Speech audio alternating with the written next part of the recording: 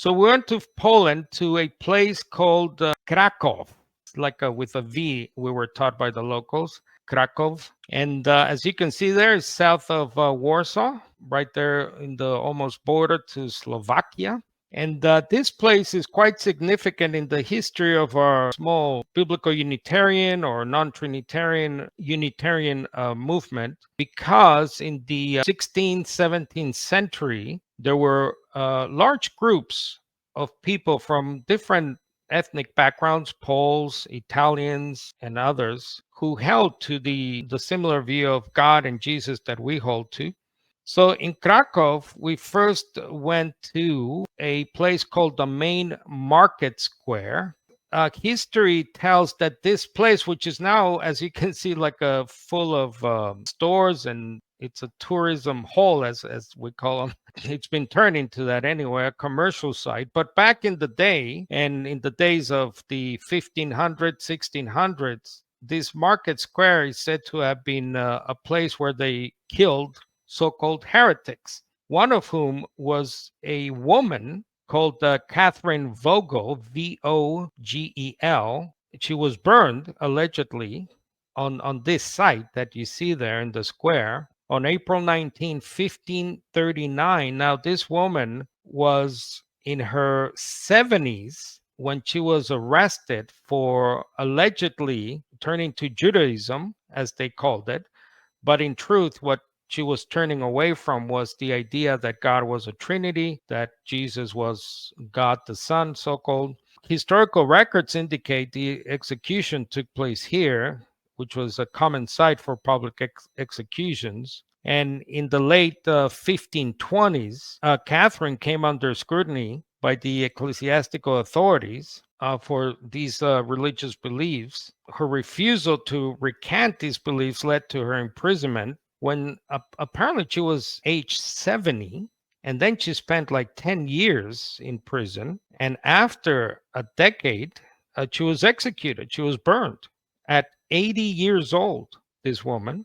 Now, contemporary accounts note that she remained steadfast in her convictions until the end, thank God, and she refused to renounce her faith, which led to her public execution. And so it's notable in the history of Poland, a country that during the 16th century would be one of the first, I believe, in Europe or in the world that would introduce what they call laws of tolerance or religious tolerance laws. So now here, nearby that square, there's this street.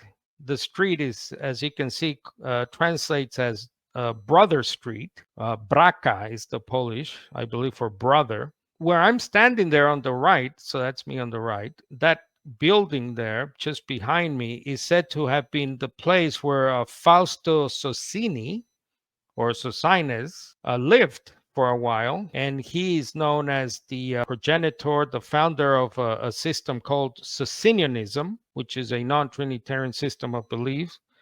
And he is said to have lived in that place from 1580 to 1598. So it's located in what's known as the Old Town District of Krakow.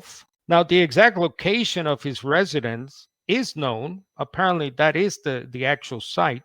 And we heard from locals that they will eventually put a plaque. I'm not sure if right behind where I'm standing there or somewhere there, memorializing the fact that Socini lived there for a while. In 1598, he was attacked by a mob of students. Now, these were Christian students, by the way, who heard about his heretical views when it came to the Trinity and so on.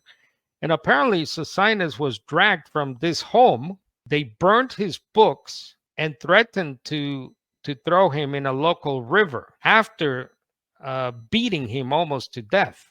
Ironically, he was saved by the intervention of professors from a nearby university who were themselves Trinitarians, but who were obviously against this sort of nonsense that was going on, this violence, Christian on Christian violence. So following that incident, he left, smartly, Krakow, Socinus, and moved to a place that I'll show you later here, some miles away, where he spent the remainder of his life until his death, 1604. So this is a structure on the left that was built to commemorate Socinus in the early 1900s, I think in the 1930s, by others who knew of his story. And so this is his tombstone. On the right is apparently the actual marker, which is just a block of stone. As that's the original block. And that's the only thing that survives from his original burial, which no one knows where exactly it was, because after he died of natural causes, Socinus, Trinitarians, I think Catholics, dug up his grave, dug up his bones, and threw it in a local river, which I will show you. So that's the only remaining thing on the right there. And it does have an inscription which is ineligible now. You cannot read it. So that's an original limestone block that used to mark his original grave. But the actual structure it's in, as you can see, like a little temple housing, that was built in the 1930s. I'm not sure if you can make out a memorial inscription in the back there that just tells you a little bit about Socinus. So his bones were dug up and they were allegedly thrown in this river. Now, it's interesting because my wife and I stayed near a hotel, a walking distance of this river. We went for a walk and we walked to the river. And then I remembered the story. And the bones of other Unitarians were allegedly thrown in this river, by the way. So they dug up all the graves of known non-Trinitarians at the time, the Catholics, I believe, and desecrated their graves and threw their bones in there. So that's the type of system that was going on back then. Now, this is another place, a little town called Rakov, which is famous for this small building on your left there. This was used as a school for non-Trinitarians, or so-called Socinians as they became known, in the 1600s. And it was also a printing place. And I think this is where the first copies of a document called the Rakovian Catechism was printed in the 1600s and then distributed throughout Europe, which becomes a sort of document of importance for non-Trinitarians because it set out most of the beliefs we now continue to hold regarding God and Jesus. So this building was founded in 1569 by so-called Polish Brethren, as they became known at the time. It was founded as an academy or a school in 1602. At its zenith, at the height of this, as the popularity of this system grew in that area, apparently 1,000 students went through this building. And on the right, a photo there of the original clothing the students wore at the academy. And you can see the words there, Rakovia, and for the little town name.